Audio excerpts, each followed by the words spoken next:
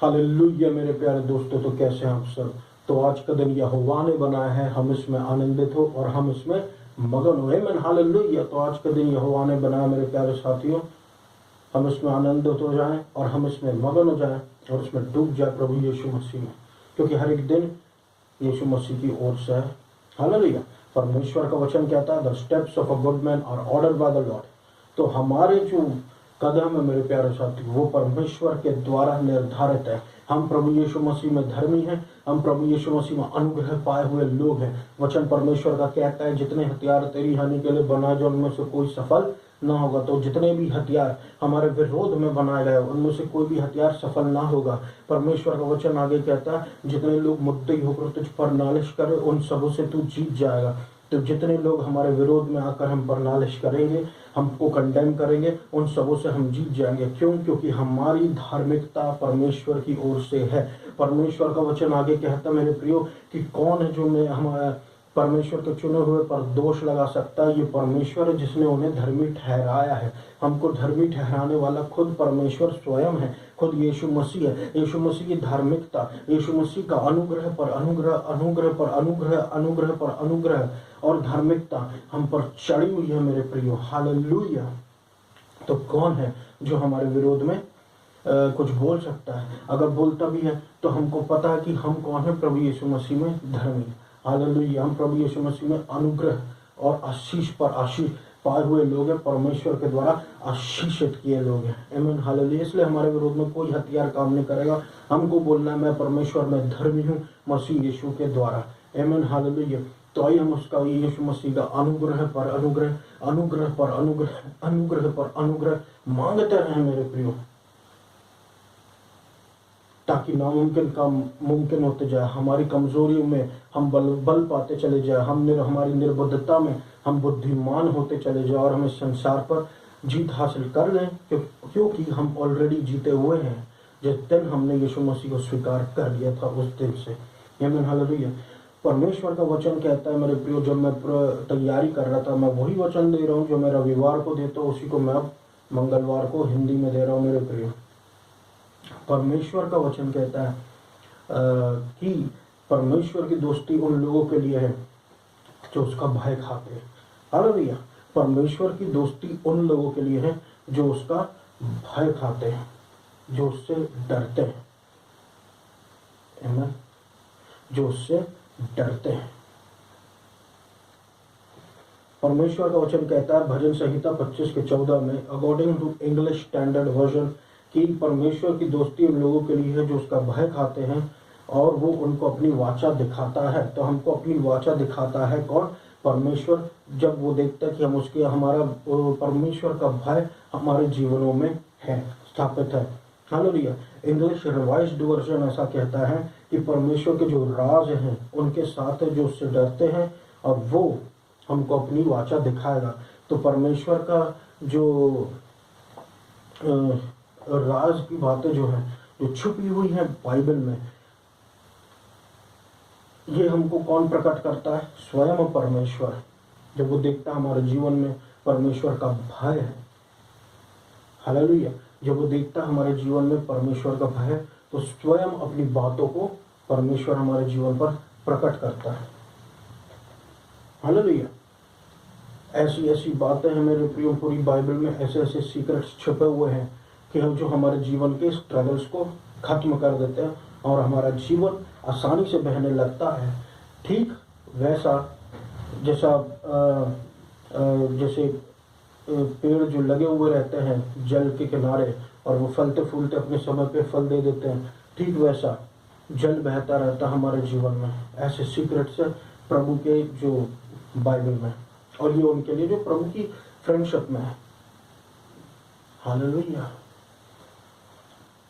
तो मैं आपको कुछ बात बता दूं मेरे प्रियो कि परमेश्वर के राज का अर्थ क्या है। परमेश्वर के राज का अर्थ है परमेश्वर से दोस्ती, और परमेश्वर से दोस्ती का अर्थ आगे जाके परमेश्वर की आराधना, इसका मतलब है।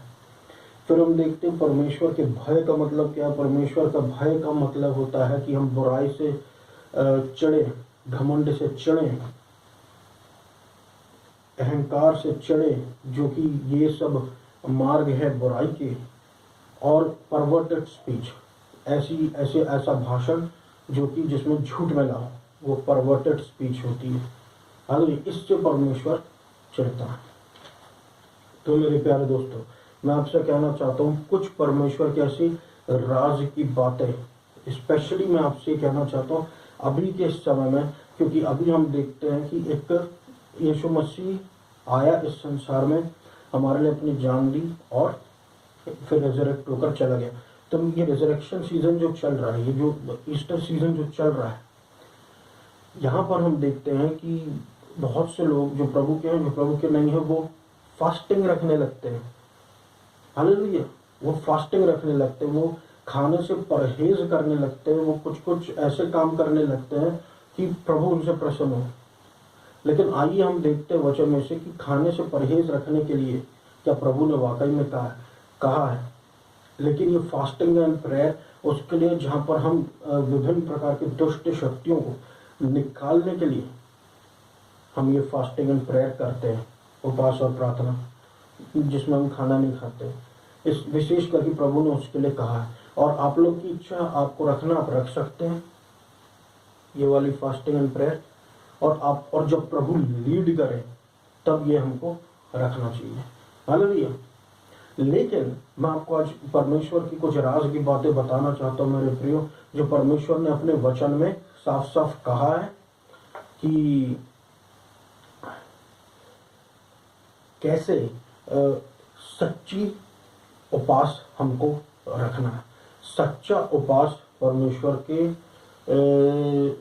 द्वारा क्या कहा गया है, परमेश्वर के द्वारा सच्चे उपवास की परिभाषा क्या है, ये आज सीक्रेट हम जानेंगे। ये सीक्रेट मैं क्यों कह रहा हूँ, क्योंकि इसके बहुत सारे फायदे हैं जो परमेश्वर ने हमारे जीवनों में हमको दिया है, हमको और ज़्यादा ब्लेस करने के लिए दिया है, हमको हेल्दी और हमको स्पिरिचुअली बनाने के लिए और फायदेमंद हमको ऐसे सीक्रेट्स परमेश्वर ने इस फास्टिंग में दी हुई है। तो फर्क क्या होता है एक सीक्रेट और एक रेवलेशन में, एक राज की बात में और एक प्रकाशन में फर्क क्या होता है। राज तब तक राज है जब तक बताया ना जाए, और जैसे ही वो बता दिया जाता है तो वो रिवील हो जाता है, यानी कि वो एक रेवलेशन हो जाता है, यानी कि वो प्रकाशन हो जाता है। जब वो राज रहता है, किसी को पता नहीं रहता, तो वो राज है। वो जैसे ही प्रभु उसके बारे में बता देता है तो वो प्रकाशित हो जाता है, तो वो प्रकाशन है। Hallelujah, hallelujah. तो प्रभु इसलिए अब्राहम परमेश्वर का दोस्त था, यानी कि अब्राहम के पास भी परमेश्वर के प्रकाशन थे जो उसको दूसरे लोगों के ऊपर बेनिफिट देते थे। वो प्रकाशन हमारे लिए भी हैं जो हमको दूसरे लोगों पर बेनिफिट देते हैं। हालेलुया। तो ये जो चीजें हैं, इस प्रकार की सच्ची उपवास, ये हमको फायदा देने के लिए है। और जब हम इसको रखते हैं तो क्या होता है, ऑपरेशन से आज़ादी पाते हैं, सताव से हम आज़ादी पाते हैं, हर प्रकार का योक बंधन टूट जाता है, ताकि हम और आपको इसमें शारीरिक कुछ खान पान की कमी करने की ज़रूरत नहीं है। ये सच्ची फास्टिंग है जो परमेश्वर के द्वारा आपको बताई गई है, और दुष्टता के बंधनों से आपको आज़ाद करता है, और जो बंधन आपको बंधे उसको खोल देता है। तो ये जो सीज़न है मेरे प्रियो, 40 दिन का ये चल रहा है। फिर एंड में हम देखेंगे कि एक दिन आएगा जब गुड फ्राइडे आएगा, एक दिन आएगा रेजरेक्शन डे आएगा। तब तक तो हम इससे सीखें कि फास्टिंग प्रेयर होती क्या है, और इसको साल भर अपने जीवन भर इसको चलाएं, हर हफ्ते करें। हालेलुया। तो हम इसमें देखते हैं कि लोग जो है इनको सच्ची फास्टिंग के बारे में जानने की बहुत ज़रूरत है। और सच्ची फास्टिंग का मतलब होता है, लिखा हुआ है यशाया अध्याय 58 में, उसमें पूरा लिखा हुआ है, आप उसको पढ़ सकते हो मेरे प्रियो। पूरा एक चैप्टर लिखा हुआ है जहाँ पर आशीष ही आशीष है परमेश्वर के द्वारा, कि आप कैसे परमेश्वर आपको अंधकार से ज्योति की ओर ले जाता है जब इस फास्टिंग को आप रखते हैं। कब? जब आप अपनी रोटी को गरीब के साथ बांटते हैं। हालेलुया। जब आप उसकी इच्छाओं को, एक व्यक्ति जो सताया हुआ होता है, चोटिल होता है, जब आप, या फिर गरीब, या फिर जो भी, आप उसकी इच्छाओं को पूरी करते हैं, तो क्या होता है? आपकी अंधकार में से ज्योति उदय होती है। आमीन। Hallelujah, hallelujah. जब आप परमेश्वर को पुकारते हैं, प्रभु कहता है कि मैं यहाँ हूँ, और आपको आशीष पर आशीष प्रभु देता। हमारी हड्डियों को प्रभु मजबूत बनाता है जब हम गरीबों को खाना खिलाते हैं, जब हम अपने आप को पूरा उडेल देते हैं उनको खाना खिलाने में, जो भूखे हैं।